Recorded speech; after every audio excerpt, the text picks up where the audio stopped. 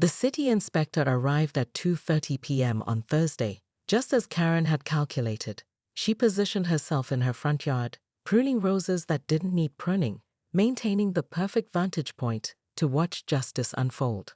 Mike Henderson emerged from his house looking relaxed, even friendly. Karen's jaw tightened. He should be worried. He should be scrambling. "Afternoon, Mr. Henderson. I'm Inspector Walsh, City Code Enforcement. We received a complaint about unpermitted pool removal." Karen edged closer, her pruning shears clicking softly. "Of course," Mike said. "I've got all the paperwork right here. Pool removal permit, environmental impact assessment, drainage modification approval. The works." Karen's roses suffered as her grip tightened. That was impossible. She'd checked every database, every permit office. There was no way he could have. "Everything looks in order," Inspector Walsh said after reviewing the documents. "Professional removal, proper backfill, drainage considerations addressed. Textbook job. But the timing." Karen stepped forward, abandoning all pretense of casual gardening. "When were these permits issued?" Inspector Walsh glanced at her, then back at Mike. 3 months ago. Standard processing time." Karen's world tilted. 3 months ago, she'd been focused on the Great Fence Height crisis of 2024. Mike had been planning this under her nose, obtaining permits while she was distracted by Mrs. Chen's allegedly oversized garden gnomes. "Is there a problem, ma'am?" Inspector Walsh asked. "No problem," Mike said smoothly.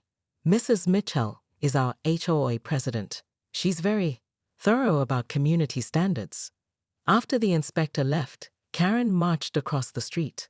Mike was kneeling in his former pool area, planting what looked like heirloom tomatoes. "You think you're clever," she said. Mike looked up, dirt on his hands and genuine confusion on his face. "Karen, I honestly don't know what you're upset about. I followed every rule. You're making a mockery of this neighborhood. A pool is a respectable feature. A garden is unpredictable. What's next? Chickens? Beehives?" "Maybe," Mike said, standing and brushing off his knees. "My kids want to learn where food comes from. Seems healthier than staring at chlorinated water." Karen's voice rose. "This is about property values, Mike. About maintaining the character of Willowbrook Estates. About control." Mike interrupted, his friendly demeanor finally cracking. "This is about you needing to control every blade of grass, every color choice, every personal decision your neighbors make. I protect this neighborhood. You terrorize it." Mike shot back. "When's the last time you actually talked to someone here without measuring their mailbox or timing their sprinkler system?" Karen opened her mouth to respond, but no words came. Around them, the neighborhood was quiet. Too quiet. She suddenly realized that curtains were twitching in windows, that neighbors were watching this confrontation unfold. "I'll be watching you," she said finally. "I know you will," Mike replied. "That's the problem." By Sunday, Karen had expanded her surveillance operation. She'd installed a security camera that happened to monitor the street, positioned at the perfect angle to document any violations of Mike's landscaping timeline. She'd also joined 3 different gardening forums under fake names, researching every possible code violation that vegetables gardens might create. Her husband found her in the kitchen at 5 a.m., surrounded by printed articles about property line disputes and soil contamination. "Karen, you need to stop this." "Stop what?" "Protecting our investment, our neighborhood." "You're obsessed. You've spent every waking moment for a week researching ways to punish Mike Henderson for planting vegetables." Karen's coffee mug hit the counter harder than necessary. "He set a precedent, Richard. If one person can just change things without considering the broader impact, what's next? Food trucks? Home businesses? Backyard carnivals? Maybe people having fun for once?" The words hung in the air like a challenge. Karen stared at her husband of 23 years, seeing something in his expression she'd never noticed before: disappointment. "Fun doesn't maintain property values," she said quietly. "Neither does having neighbors who hate you." After Richard left for work, Karen sat alone with her research. She'd found it, the perfect weapon. Mike's garden was 18 inches closer to the property line than regulations allowed. a clear violation that would require him to remove everything and start over. She was reaching for her phone to call code enforcement when she noticed something through her kitchen window. Mike's 5-year-old daughter, Emma, was kneeling in the garden, carefully watering tiny green sprouts. The child's face was lit with pure joy, the kind of expression Karen realized she hadn't seen in Willowbrook Estates in years.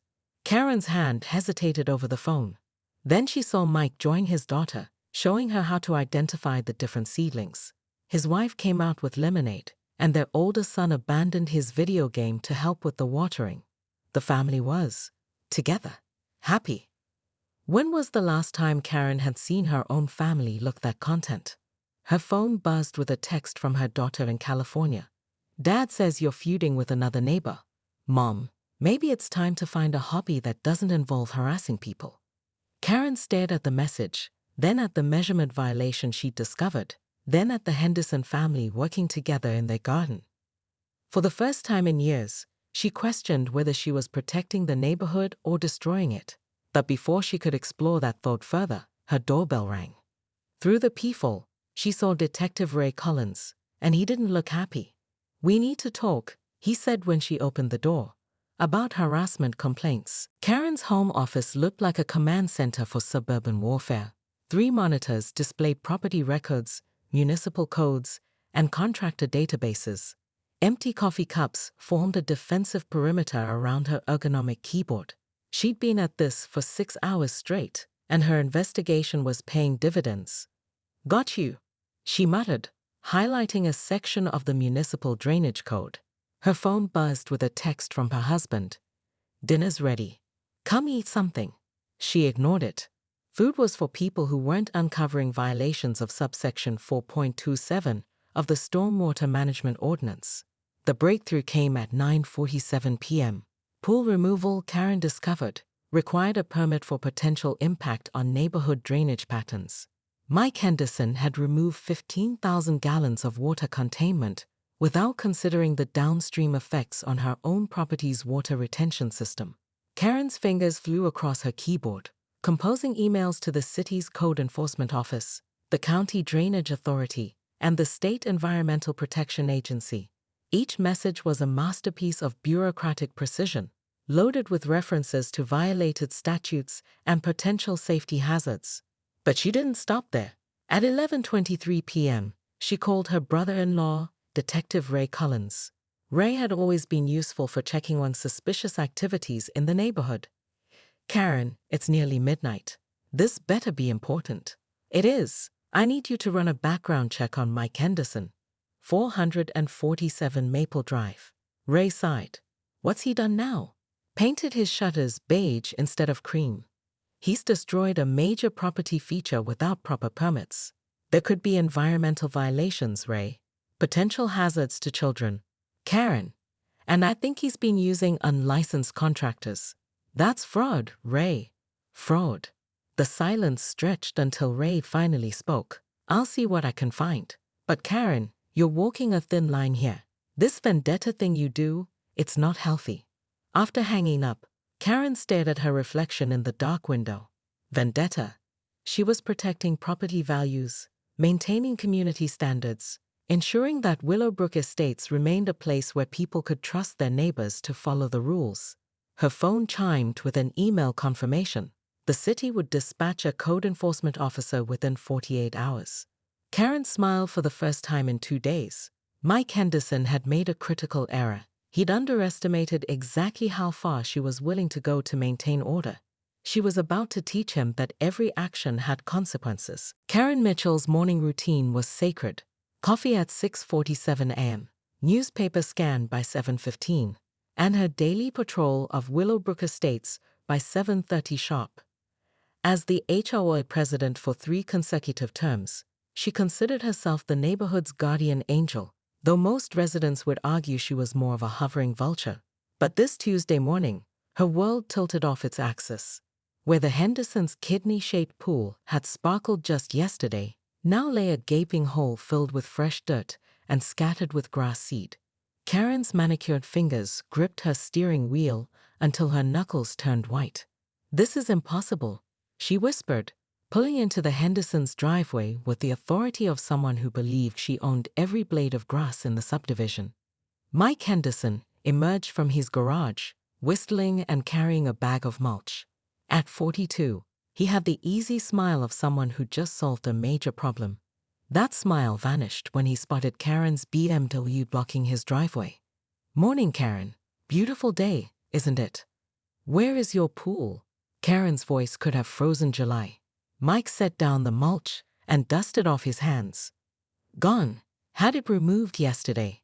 Professional crew, licensed and everything. Figured it was time for a change." Karen's eye twitched, the same twitch that had appeared during the great mailbox color controversy of 2019. "You can't just remove a pool without HOA approval. It's a major landscape alteration." "Actually, I can." Mike pulled out his phone and showed her a photo of the relevant HOA bylaw. "Says right here that removing features to restore original landscaping doesn't require approval. I'm putting in a garden." The twitch intensified. Karen had written those bylaws herself, but she'd never considered someone might use them against her vision of neighborhood perfection.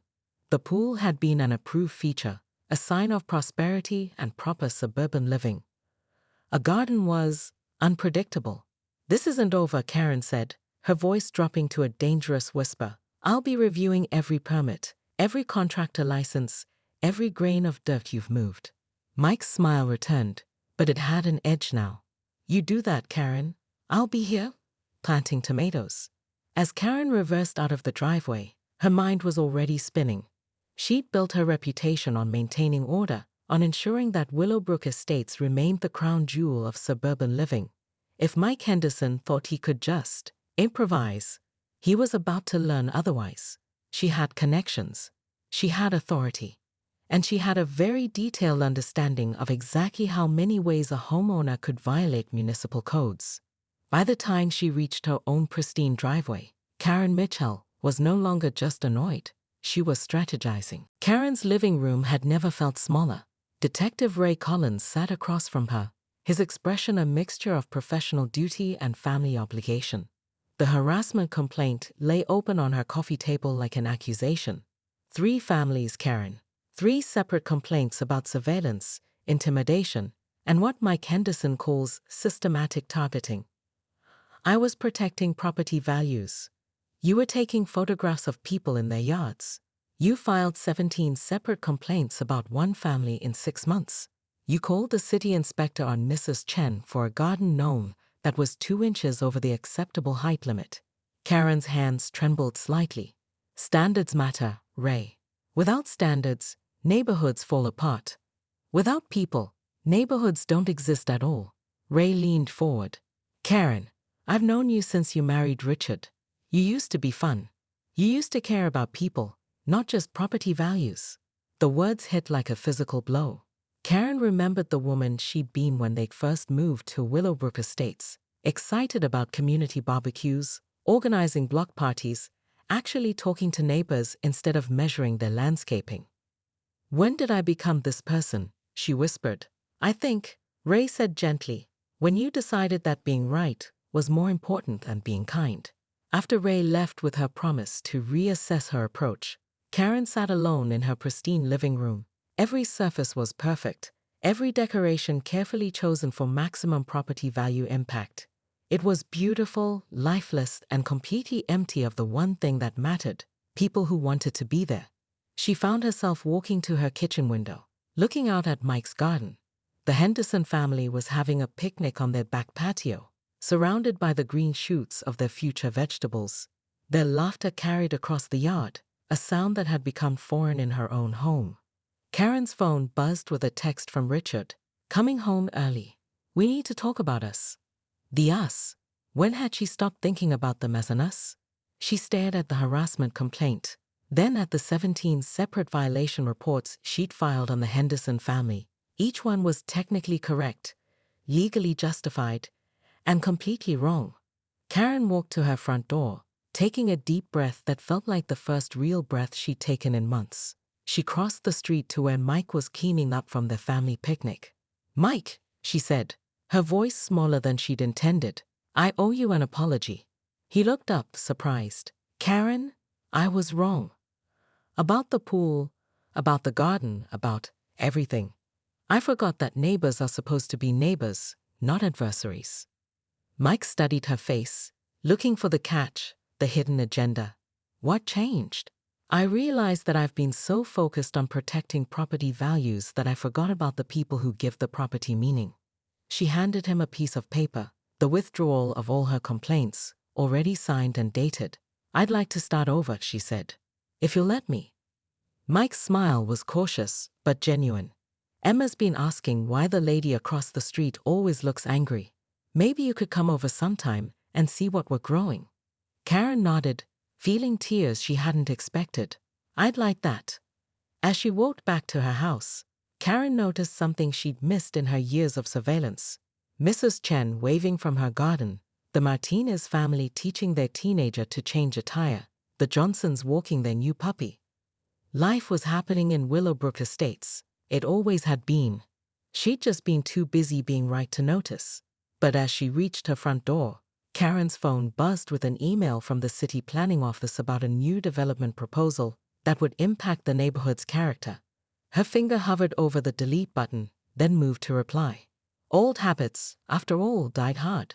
But maybe this time, she could channel her attention to detail into something that brought people together instead of driving them apart. The war for Willowbrook Estates was over. The question was, what would Karen Mitchell do with the piece?